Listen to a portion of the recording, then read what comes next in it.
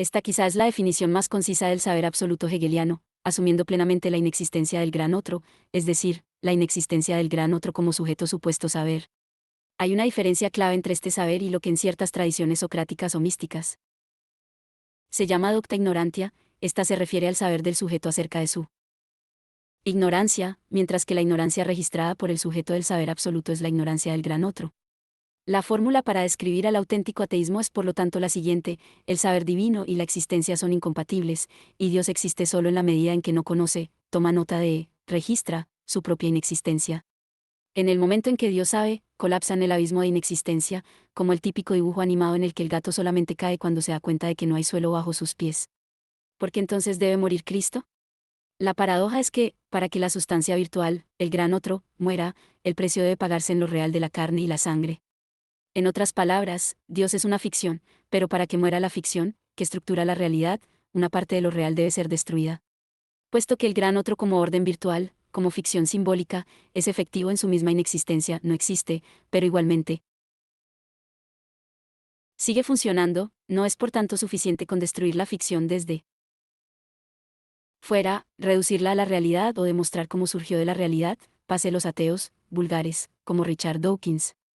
La ficción debe ser destruida desde dentro, es decir, su falsedad inherente debe ser mostrada. Por expresarlo en términos descriptivos, no es suficiente comprobar que Dios no existe. La fórmula del auténtico ateísmo es que Dios mismo debe ser forzado a proclamar su propia inexistencia, debe dejar de creer en sí mismo. Ahí reside la paradoja: si destruimos la ficción desde fuera, reduciéndola a la realidad, continúa funcionando en la realidad, continúa ejerciendo su eficacia simbólica, como los ya citados sionistas ateos que no creen que Dios existe, pero no obstante creen que les otorgó la tierra de Israel.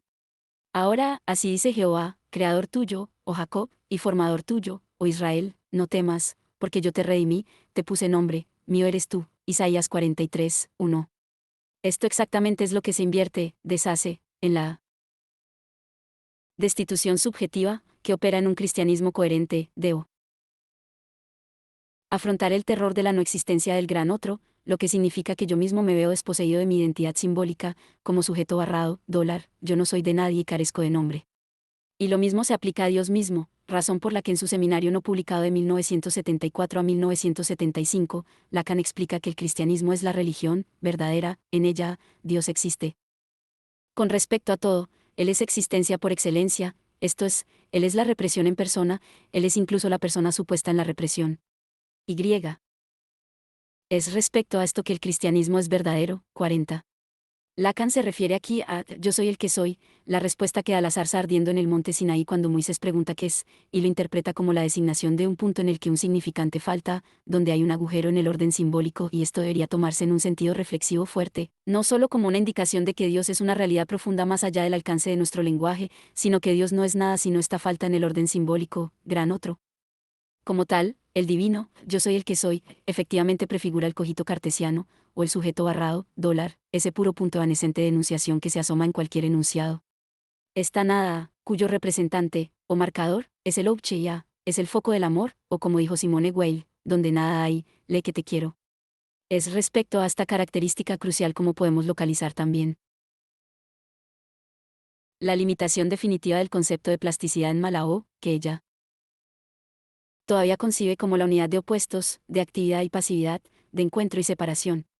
Malao parece estar atrapada en el marco conceptual de la polaridad, el mal infinito, de los dos polos que se redirigen uno al otro indefinidamente, siguiendo al Eros y Tánatos de Freud, o la noción pagana del universo que se origina en la lucha constante de masculino y femenino, luz y oscuridad, etc.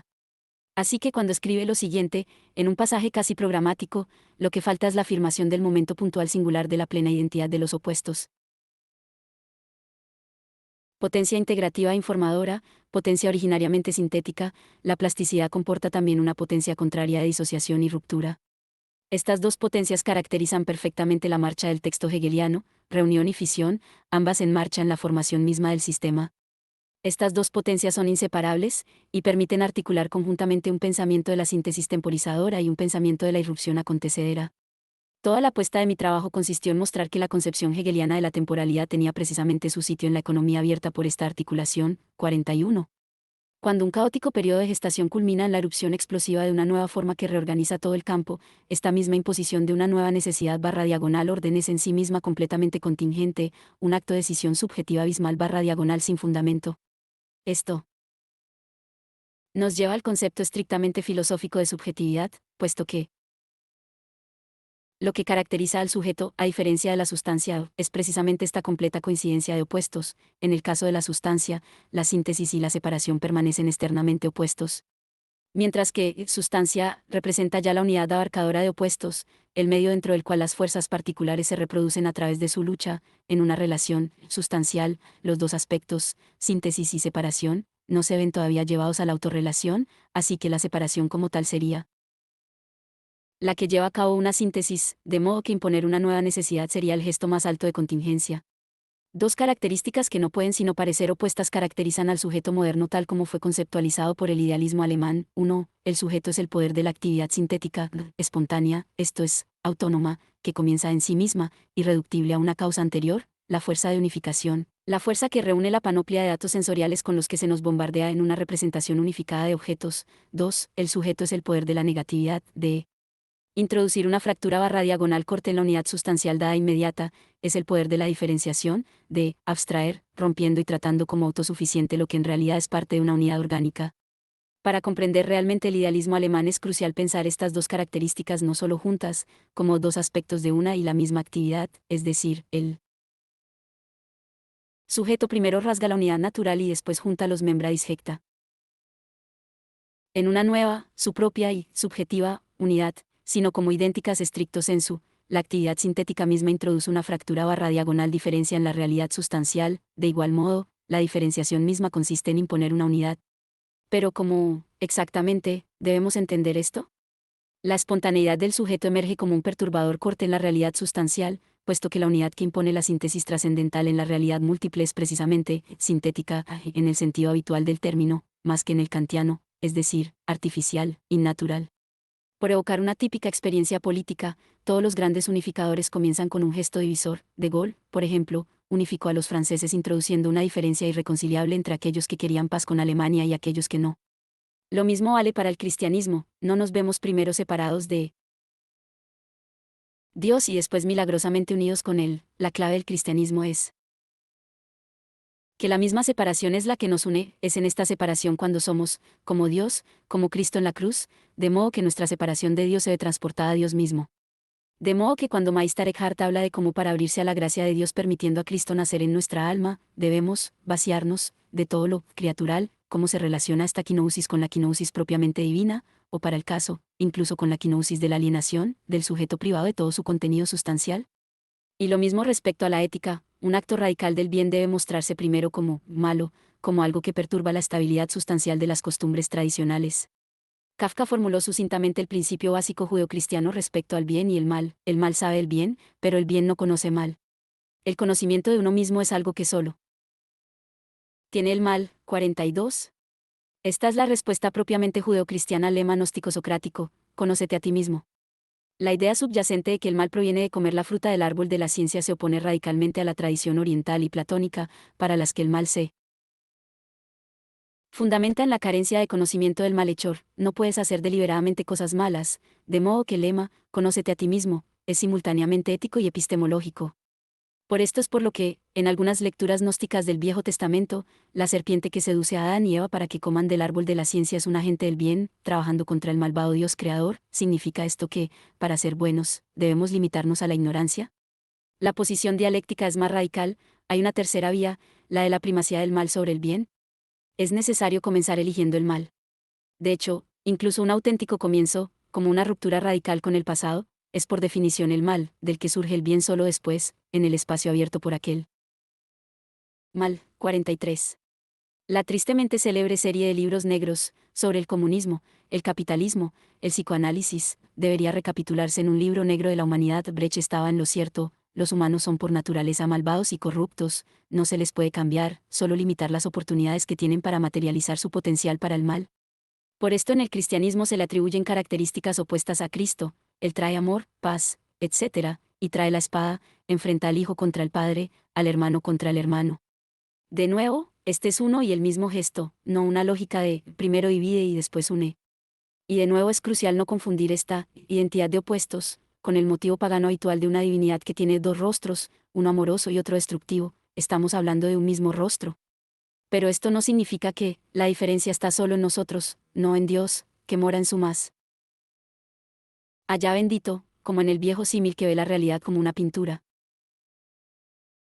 Si la miramos desde demasiado cerca, solo vemos manchas borrosas, pero vista desde la distancia adecuada podemos ver la armonía global, o mejor dicho, esa diferencia que está en nosotros es así, pero no como externa a Dios en sí. ¿Este desplazamiento es inherente a Dios? La dialéctica de la apariencia vale aquí también. El aparecer no es externo a Dios, Dios es tan profundo como aparece, y su profundidad debe aparecer como profundidad, y es este aparecer lo que introduce una fractura barra diagonal corte. Dios debe aparecer, como tal, en el dominio mismo de la apariencia, rompiéndolo. Dios no es nada sino este aparecer. Por esto mismo, aquellos que ven una profunda afinidad entre Heidegger y el budismo se equivocan. Cuando Heidegger habla del acontecimiento apropiador, Ereignis, introduce una dimensión que, precisamente, falta en el budismo, la dimensión de la historicidad fundamental del ser. Si bien aquello que se denomina erróneamente ontología budista, desustancializa la realidad en un puro flujo de acontecimientos singulares, lo que no puede pensar es la acontecimentalidad del vacío del ser. Dicho de otro modo, el objetivo del budismo es permitir a una persona alcanzar la iluminación, atravesando la ilusión del yo y reuniéndose con el vacío. Lo que es impensable dentro de este espacio es el concepto heideggeriano del ser humano en cuanto a Dasein, el ser ahí, del ser mismo, el lugar de la llegada a acontecimiento del ser, de modo que es el ser mismo el que necesita al Dasein. Con la desaparición del Dasein, no hay tampoco ser, no hay lugar donde el ser pueda tener lugar. ¿Puede imaginarse a un budista afirmando que el vacío, Sunyata, necesita a los humanos como el lugar de su llegada? Podría ser, pero en una forma condicional que difiere totalmente de la de Heidegger, esto es, de todos los seres vivientes, solo los humanos son capaces de alcanzar la iluminación y romper así el círculo del sufrimiento. Quizá la indicación más clara de la fractura que separa el cristianismo del budismo es la diferencia en sus tríadas respectivas. En la historia de ambos se produce una división en tres ramas principales. En el caso del cristianismo tenemos la tríada ortodoxia catolicismo-protestantismo, que encaja claramente con la lógica universal particular individual. En el budismo, sin embargo, tenemos un caso de aquello que en Hegel resulta ser una síntesis hacia abajo, en la que el tercer término, cuya función es mediar entre los dos primeros, lo hace de un modo decepcionante. Regresivo, en la fenomenología de Hegel, por ejemplo, toda la dialéctica de la razón observante culmina en la ridícula figura de la frenología. La separación principal dentro del budismo es entre Hinayana, la pequeña rueda, y Mahayana, la gran rueda. La primera es elitista y exigente, intenta mantener una fidelidad a la enseñanza de Buda, centrándose en el esfuerzo individual por superar la ilusión del yo y conseguir la iluminación. La segunda, que surgió de un cisma dentro de la primera, sutilmente desplaza el acento hacia la compasión por los otros. Su figura central es el Bodhisattva, el individuo que tras alcanzar la iluminación decide retornar al mundo de las ilusiones materiales por compasión, para ayudar a otros a alcanzar la iluminación. En otras palabras, retorna para trabajar por el fin del sufrimiento de todos los seres vivientes. La separación aquí es irreductible. Trabajar por la iluminación de uno mismo solo consolida la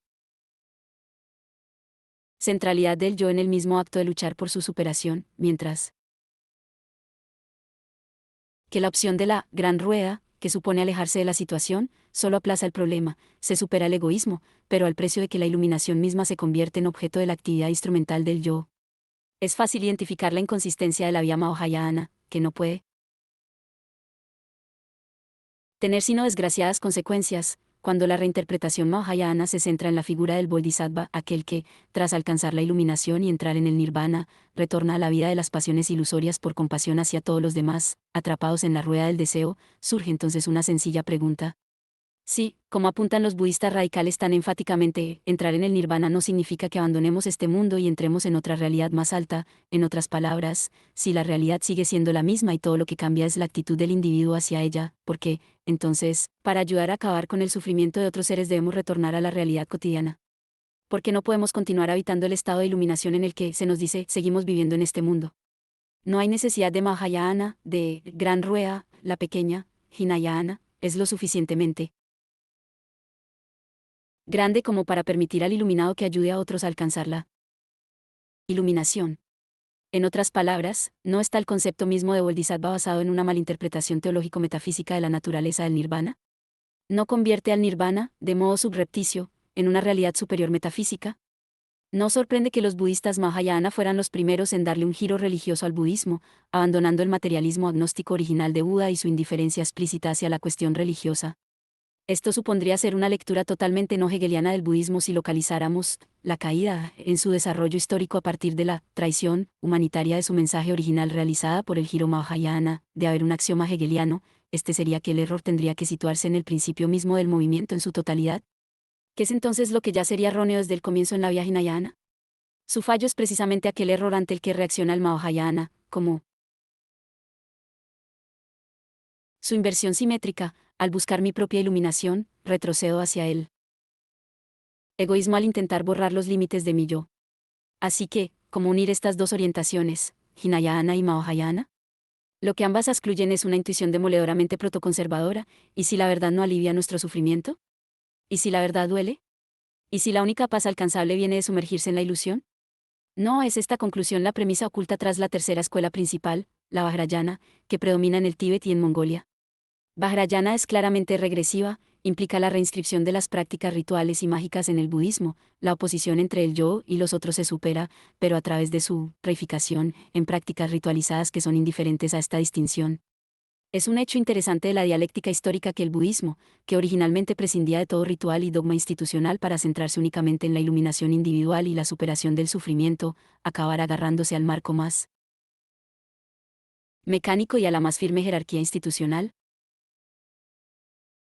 La clave aquí no está en burlarse del carácter supersticioso del budismo tibetano, sino en ser conscientes de cómo esta externalización total consigue su meta, cumple lo prometido. No es el uso de la rueda de rezos y el ritual en general un medio de alcanzar también el vacío mental, de vaciar la propia mente y descansar en paz.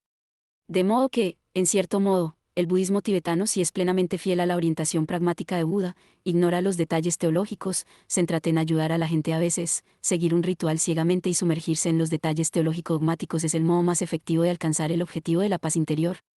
Lo mismo vale para la sexualidad, donde a veces la mejor cura para la impotencia no es simplemente relajarse y dejarse llevar. En cuanto esta solución se formula de este modo, acaba teniendo el efecto opuesto, sino afrontar el sexo como un procedimiento burocrático, estableciendo al detalle aquello que uno planea hacer.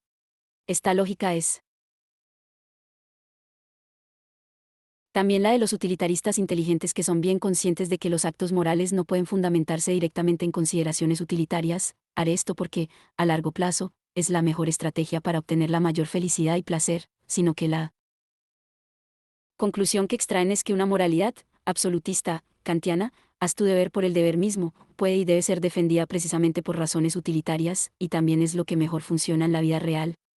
¿Cuál es entonces la respuesta budista a la pregunta hegeliana? Si los sufrientes humanos necesitamos ser elevados hacia la iluminación, ¿cómo es que antes caímos en la ensoñación? ¿Cómo surgió la rueda del deseo a partir del vacío eterno? Hay tres respuestas principales que, extrañamente, se hacen eco de la tríada Hinayana, Mahayana, Vajrayana.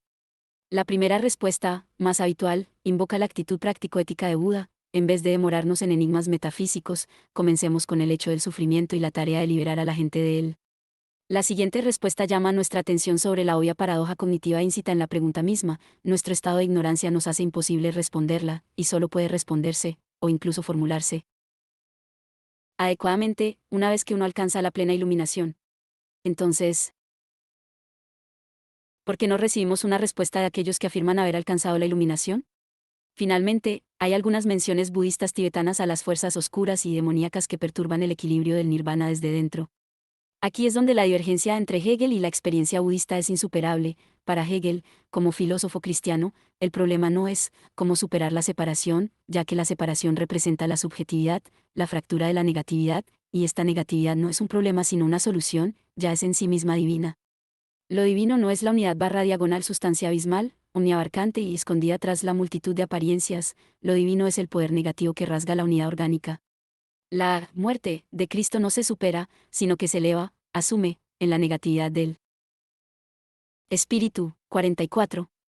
Imaginémonos a nosotros mismos abandonados por Dios, solos y sin nada más que nuestros propios recursos, sin ningún gran otro que secretamente observe y garantice un resultado feliz. ¿No es este otro nombre para el abismo de la libertad? Este abandono en un estado de libertad causa ansiedad, tal como Lacan reinterpretaba a Freud, no porque lo divino esté lejos de nosotros, sino porque está demasiado cerca, ya que es en nuestra libertad como somos, divinos, como dijo Lacan, la ansiedad no señala la pérdida del objeto causa de deseo, sino su sobreproximidad. Si la libertad es el regalo supremo de Dios para nosotros, tomando la palabra, gifta en toda su ambigüedad esencial, presente, regalo, y veneno, un presente venenoso y peligroso, entonces ser abandonados por Dios es lo mejor que Dios puede regalarnos. De la máxima importancia para el cristianismo, a diferencia de todas las otras religiones, es esta inversión inmanente del abandono en la proximidad, o, por decirlo como en los chistes médicos de malas y buenas noticias, la mala noticia es que nos ha abandonado Dios, la buena es que nos ha abandonado y nos deja a solas con nuestra libertad. ¿Qué hacer entonces con el típico reproche de que Hegel transforma al cristianismo, una religión de amor y pasión, de total implicación subjetiva, en una representación narrativa de una verdad especulativa, abstracta?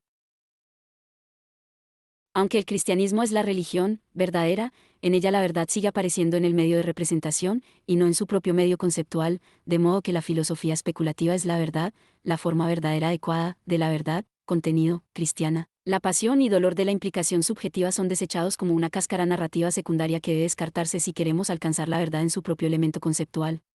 Lo que esta crítica ignora es que deshacerse de la experiencia existencial patética narrativa, la transustanciación del sujeto desde un yo, concreto, inmerso en su mundo de vida hacia el sujeto del pensamiento puro, es en sí mismo un proceso de abstracción que debe alcanzarse en la experiencia concreta del individuo, y que como tal implica el supremo dolor de la renuncia. Para Badiou, el amor es una escena de dos, fundamentada solo en sí misma, en su propio trabajo del amor, carente de cualquier tercera parte implicada que proporcione un apoyo o fundamento adecuado. Cuando estoy enamorado de alguien, mi amor no es uno ni tres, no formo con mi amante un uno armonioso de fusión, ni nuestra relación se basa en un tercero, un medio que proporcionaría las coordenadas a nuestro amor y así garantizaría su armonía. 45. Esto es lo que hace el amor algo tan frágil, es, como afirma Badiou, un proceso de pura presentación, un incesante encuentro radicalmente contingente en búsqueda de alguna forma de representación en el gran otro que garantice su consistencia. Ahí reside la función del matrimonio, a través del ritual, lo real en crudo de una pasión amorosa se registra, y por tanto es reconocida por el gran otro del orden público, y en última instancia, en un matrimonio por la Iglesia, por Dios, el gran otro definitivo. Por ello, como señala perspicazmente Badiou, el amor es en su mismo concepto ateo, sin Dios, toda la cháchara sobre el amor de Dios hacia nosotros, o nuestro amor por Dios, no debería engañarnos. ¿Cómo podemos explicar el papel central del amor, de Dios por la humanidad, en el cristianismo? Precisamente por el hecho de que el cristianismo ya es ateo en su núcleo más profundo, es una religión paradójicamente atea. Cuando Cristo les dice a sus discípulos, engañados por su muerte en la cruz, que siempre que haya amor entre ellos Él estará ahí, vivo entre ellos, esto no debería leerse como una garantía de que el amor de Cristo es un tercero en la relación de amor, su garantía y fundamento, sino al contrario, como otro modo de proclamar la muerte de Dios. No hay un gran otro que garantice nuestro destino, todo lo que tenemos es el abismo autofundamentado de nuestro amor. Esto también significa que Hegel en realidad es el filósofo cristiano definitivo, no es ninguna sorpresa que a menudo utilice el término amor para designar el juego de mediación dialéctica entre opuestos. Lo que hace de él un filósofo cristiano y un filósofo del amor es el hecho de que, a diferencia de la concepción común, en la arena de la lucha dialéctica no hay ningún tercero que una y reconcilie los dos opuestos en lisa. La apuesta atea. En las fórmulas de Lacan de la sexuación, no todo, designa la posición femenina, un campo que no está totalizado porque carece de excepción, el significante amo. Aplicado al cristianismo, esto significa que el Espíritu Santo es femenino, una comunidad no basada en un líder. El cambio hacia lo femenino acaece ya en Cristo. Cristo no es una figura masculina, como muchos lectores sutiles han notado, su posición extrañamente pasiva es la de la feminización, no la de la intervención masculina. La impasibilidad de Cristo apunta por tanto hacia la feminización de Dios, su sacrificio sigue la misma lógica que la heroína de Retrato de una dama, de Henry James, o de Signe de Cufontaine en el Otaje de Claudel. Cristo no es una figura del amo, sino el objet, el lugar que ocupa la posición del analista, es un exceso perturbador, que responde a las preguntas con chistes y acertijos que solo confunden aún más a los que escuchan, actuando desde él. Principio como una blasfemia de sí mismo, 46. Recordemos la extraña parábola de los talentos, en el Evangelio de Mateo. Porque el reino de los cielos es como un hombre que, yéndose lejos, llamó a sus siervos y les entregó sus bienes. A uno dio 5 talentos, y a otro 2, y a otro 1, a cada uno conforme a su capacidad, y luego se fue lejos. Y el que había recibido 5 talentos fue y negoció con ellos, y ganó otros 5 talentos. Asimismo el que había recibido 2, ganó también otros 2. Pero el que había recibido 1 fue y cavó en la tierra, y escondió el dinero de su señor. Después de mucho tiempo vino el señor de aquellos siervos, y arregló cuentas con ellos. Y llegando el que había recibido 5 talentos, trajo otros 5 talentos, diciendo, Señor, 5 talentos me entregaste, aquí tienes, he ganado otros 5 talentos sobre ellos. Y su señor le dijo, bien, buen siervo y fiel, sobre poco has sido fiel, sobre mucho te pondré, entra en el gozo de tu señor. Llegando también el que había recibido 2 talentos, dijo, Señor, 2 talentos. Me entregaste, aquí tienes, he ganado otros 2 talentos sobre ellos. Su señor le dijo, bien, buen siervo y fiel, sobre poco has sido fiel, sobre mucho te pondré, entra en el gozo de tu señor. Pero llegando también el que había recibido 1 talento, dijo, Señor, te conocía que eres hombre duro, que ciegas donde no sembraste y recoges donde no esparciste, por lo cual tuve miedo, y fui y escondí tu talento en la tierra, aquí tienes lo que es tuyo. Respondiendo su señor, le dijo, siervo malo y negligente, sabías que ciego donde no sembré, y que recojo donde no esparcí. Por tanto, debías haber dado mi dinero a los banqueros, y al venir yo, hubiera recibido lo que es mío con los intereses. Quítale, pues, el talento, y dalo al que tiene 10 talentos. Porque al que tiene, le será dado, y tendrá más, y al que no tiene, aun lo que tiene le será quitado. Y al siervo inútil echale en las tinieblas de afuera, allí será el lloro y el crujir de dientes. Mateo 25, 14-30.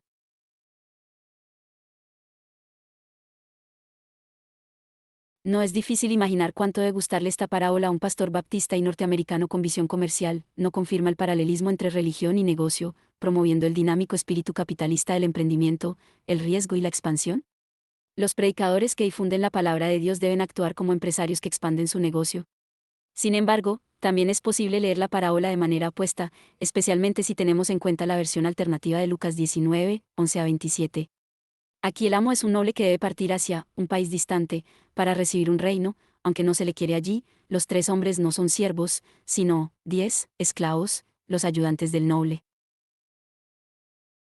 Protestan ante su decisión de dar las monedas del tercer hombre al que ya tiene 10, Señor, ya tiene 10 minas, y la parábola concluye con una orden cruel, pero como con aquellos enemigos míos que no me quieren como su rey, tráelos y destrípalos delante de mí. Difícilmente podría considerarse un gesto digno de un hombre bueno. No, es mucho más apropiado hacer como proponía William Herzog, y celebrar la actuación del tercer siervo como un soplón que denuncia la explotación del pobre. 47. En otras palabras, y si interpretáramos la decisión del tercer hombre, que esconde el talento, retirándolo de circulación comercial, como un gesto de sustracción del campo del poder económico, como un rechazo a participar en él. La furiosa reacción del amo está por tanto plenamente justificada, lo que hizo este sirviente fue mucho peor que robar su dinero o esconder el beneficio. De haberlo hecho, el siervo habría participado igualmente en el espíritu empresarial de segar donde no es sembrado. Pero el siervo va mucho más allá, rechaza en su totalidad el espíritu del beneficio y la explotación, y ataca el fundamento mismo de la existencia del amo. Y no fue esta la razón de que el cristianismo tuviera tan grandes problemas a la hora de aceptar el cobro de intereses, lo que precisamente significa segar donde no es sembrado. La parábola es definitivamente un ejercicio de humor extraño, por lo que John Caputo está en lo cierto al referirse al Johannes Climacus de Kierkegaard, según el cual el humor sirve como disfraz de lo religioso. El problema reside en la determinación precisa de este humor, un humor mezclado inextricablemente con el horror. 48. Puede concebirse la historia entera del cristianismo como una reacción, no contra las religiones precedentes sino contra su propio núcleo excesivo barra diagonal subversivo, la dimensión auténtica del Espíritu Santo, el igualitario colectivo emancipatorio que cancela todo vínculo social orgánico jerárquico. Todos los grandes teólogos aceptaron la tarea de hacer compatible al cristianismo con un cuerpo social jerárquico. San Agustín dio el primer gran paso en esta dirección al inventar la interioridad psicológica, apartándose con ello de una interpretación literal y socialmente peligrosa de las enseñanzas más radicales de Cristo. Para seguirle, uno debe odiar a sus propios padres, el rico nunca entrará en el paraíso, etc. Todo el arte de Tomás de Aquino culmina en una forma de sofistería diseñada para reconciliar el significado literal de la Biblia con las exigencias de una sociedad jerárquica. Recordemos, por ejemplo, su demostración de que aunque Cristo predique renunciar a la riqueza,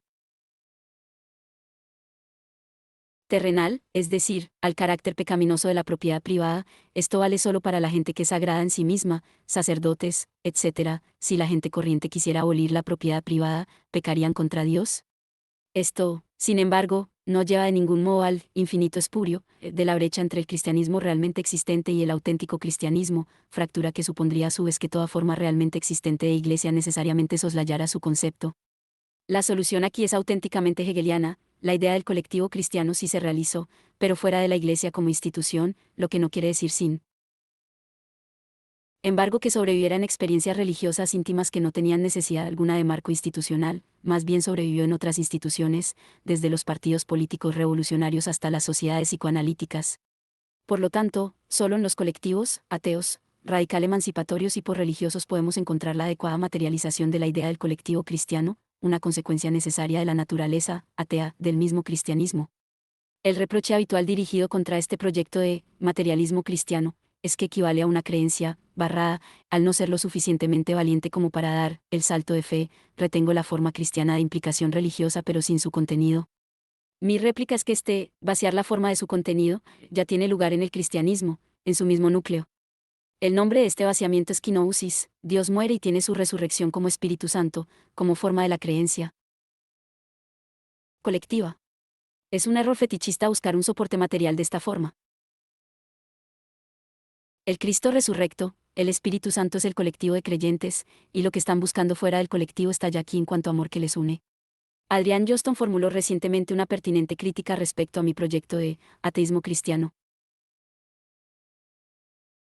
Tú y Badiou, de manera clara, abierta y sin ambigüedades, sois profundamente ateos, pensadores que insistís en la no existencia de todo gran otro, del uno todo, etc. Es más, ambos os esforzáis por revelar, de un modo no reductivo, la base barra diagonal génesis material de los fenómenos espirituales. Y desde luego insistís vehementemente en interpretar el cristianismo como la religión del ateísmo. Pero, a partir de otros textos que he leído y conversaciones que he tenido estos últimos años, alguna gente os etiqueta a ti y a Badiou como religiosos, del mismo modo que la audiencia televisiva etiqueta a Penn y Teller como magos. Sé muy bien que Badiou y Icke son ateos, pero no obstante, sé que el cristianismo es, como religión del ateísmo, una autonegación inmanente de la religión, pero no obstante, continúo relacionándome con ella como una religión, de un modo religioso y con todos los rituales y prácticas establecidos, etc. Supongo que, una de las cosas que intento expresar es que la táctica de emplear el cristianismo como un tentador caballo de Troya llevando dentro de los potenciales explosivos de una política radical atea materialista conlleva grandes riesgos, que surgen de esta reacción sabéis bien, meis quam meme, evidente en aquellos que os consideran a ti y a Badiou, cuando autorizáis y desplegáis los esfuerzos de la fenomenología y sus descendientes, una versión de la filosofía continental, postsecular, 49. Es verdad, entonces, que lo que ofrezco es una forma de creencia sin su estructura, lo que efectivamente equivale a una creencia denegada. Mi contraargumento aquí es doble. En primer lugar, concibo mi posición como la de quien no está en algún lado entre el ateísmo y la creencia religiosa, sino como el único ateísmo auténtico, esto es, un ateísmo que extrae todas las consecuencias de la inexistencia del gran otro.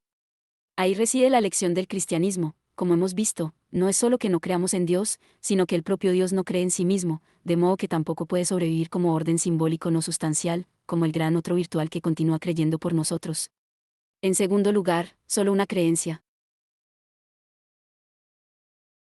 que sobreviva a tal desaparición del gran otro es creencia en su aspecto más radical. Se trata de una apuesta más audaz que la de Pascal, su apuesta sigue siendo epistemológica, solo atañe a nuestra actitud hacia Dios, es decir, debemos asumir que Dios existe. Por ello, la apuesta no tiene que ver con Dios mismo, para el ateísmo radical, sin embargo, la apuesta es ontológica, el sujeto ateo se compromete en un proyecto, político, artístico, etc., cree en él, sin ninguna garantía. Avanzo dos tesis, no solo el cristianismo es, en su núcleo denegado por su práctica institucional, el único ateísmo realmente coherente, de hecho, los ateos son los únicos auténticos creyentes. Volvamos por un momento a Pascal.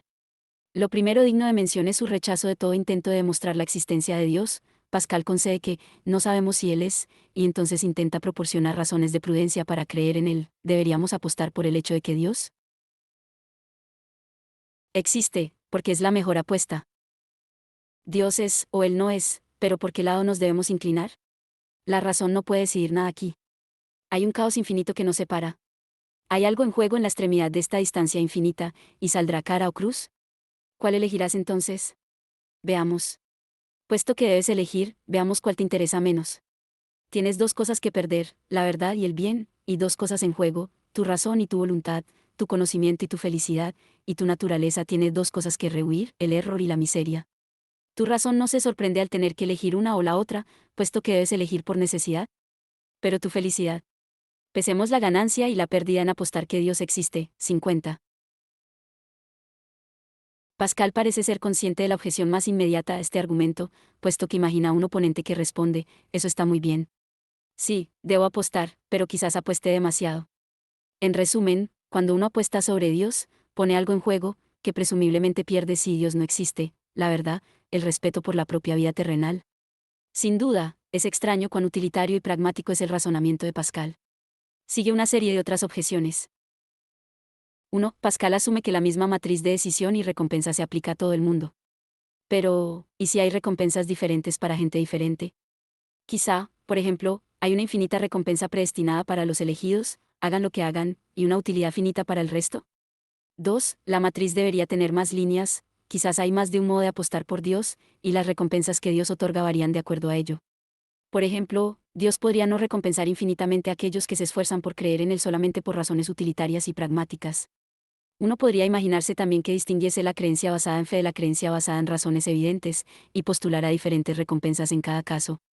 3. Y está la obvia objeción de los múltiples dioses. Pascal tenía en mente al Dios católico, pero otras hipótesis teístas son también válidas, es decir, la columna de Dios católico no existe, en realidad se subdivide en otras hipótesis teístas, pero el Dios protestante existe, Alá existe, Dios no existe. El anverso de esta objeción es la afirmación de que el argumento de Pascal prueba demasiado, su conclusión lógica es que la racionalidad requiere creer en varias hipótesis teístas incompatibles. 4. Finalmente, se puede aducir que la moralidad requiere que apuestes contra Dios, apostar por Dios en pos de la promesa de ganancias futuras viola la definición kantiana del acto moral como un acto realizado sin razones patológicas. Voltaire, razonando en esta línea, sugirió que los cálculos de Pascal, y su apelación al interés propio, no eran dignos de la gravedad del asunto. Bajo todo esto está la paradoja básica de la creencia como cuestión de decisión, como si creer o no en algo fuera una cuestión de decisión y no de comprensión. Así que, si leemos la apuesta de Pascal juntos uno menos conocido tema de las costumbres, podemos argumentar que el núcleo de su argumento no tiene que ver directamente con la creencia, sino más bien con la práctica, no se puede decidir creer, solo se puede decidir actuar como si se creyera, en la esperanza de que la creencia surgirá por sí sola. Quizá esta confianza en que, si actúas como si creyeras, la creencia surgirá, es en sí misma la apuesta. Querrías alcanzar la fe, y no conoces el modo, querrías curarte de la incredulidad, y pedir el remedio para ella. Aprende de aquellos que se han visto atados como tú, y que ahora ponen en riesgo todos sus saberes. Esta es gente que conoce el camino que tú seguirías, y que están curados de una enfermedad de la que serías curado. Sigue el camino por el que ellos comenzaron, actuando como si ellos creyeran, recibiendo el agua bendita, atendiendo las misas, etc. 51. Quizá el único modo de salir de estos callejones sin salida es lo que, en sus escritos, secretos, póstumos, Denis Diderot elaboró bajo el título del Credo del Materialista.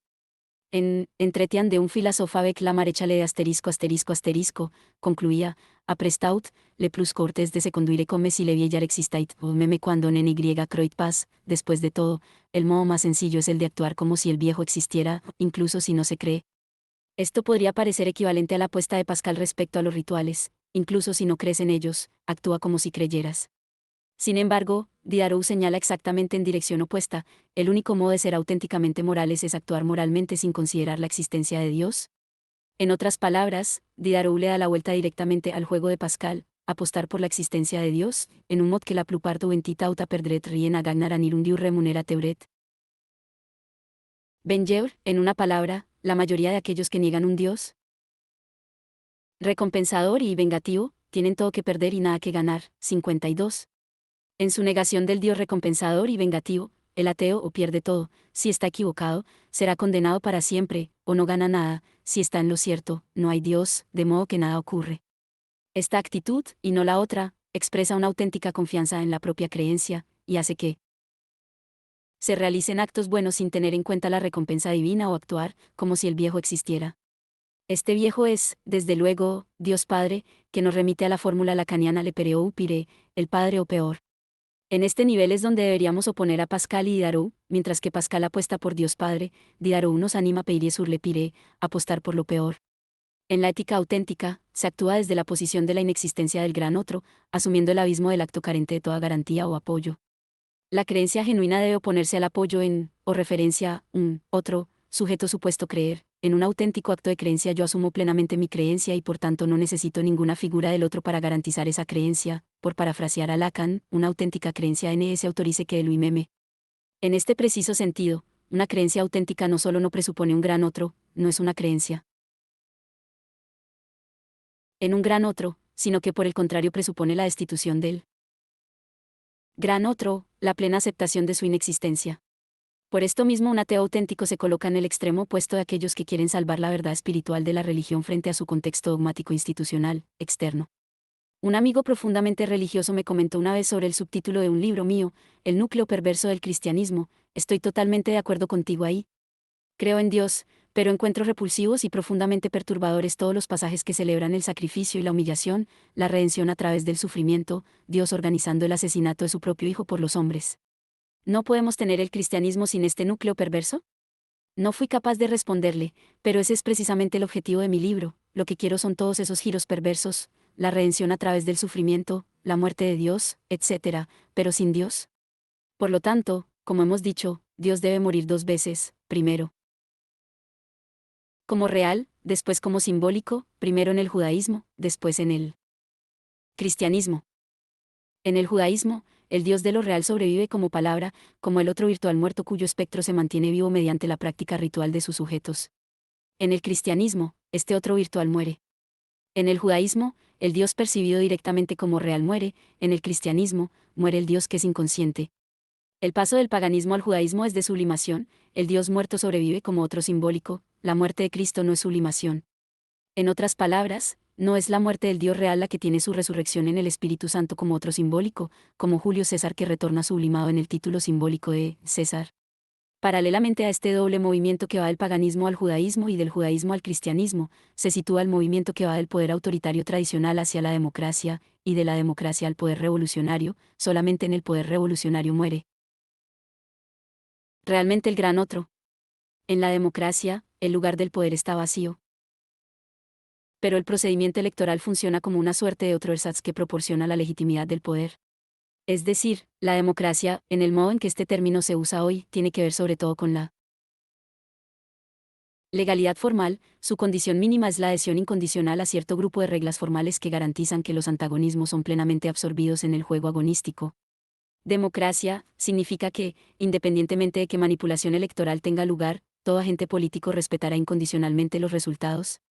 En este sentido, las elecciones presidenciales de Estados Unidos en 2000 fueron efectivamente democráticas, pese a la obvia hipocresía electoral y la poca importancia que pareció tener el hecho de que un par de cientos de votantes en Florida decidieran quién sería el presidente. El candidato del Partido Demócrata aceptó la derrota. En las semanas de incertidumbre tras las elecciones, Bill Clinton hizo un ácido y oportuno comentario: el pueblo americano ha hablado, pero sencillamente no sabemos qué ha dicho. Este comentario debería tomarse más en serio de lo que el mismo Clinton pretendía. Incluso ahora no sabemos lo que dijo, quizá porque no había ningún mensaje sustancial tras el resultado. Jack Alain Miller ha ahondado en la idea de que la democracia implica al gran otro. Barrado, 53. Sin embargo, el ejemplo de Florida demuestra que, no obstante, sigue habiendo un gran otro en la democracia, el gran otro procedimental de las reglas electorales, que debe ser obedecido sea cual sea el resultado, y este gran otro, esta confianza incondicional en las reglas, es lo que una política radical amenaza con suspender. Esta limitación kantiana de la democracia es estrictamente homóloga a la limitación que impone Cojin-Karatani a la solución trascendental kantiana de la antinomia del dinero: necesitamos una X que sea dinero y que no sea el dinero.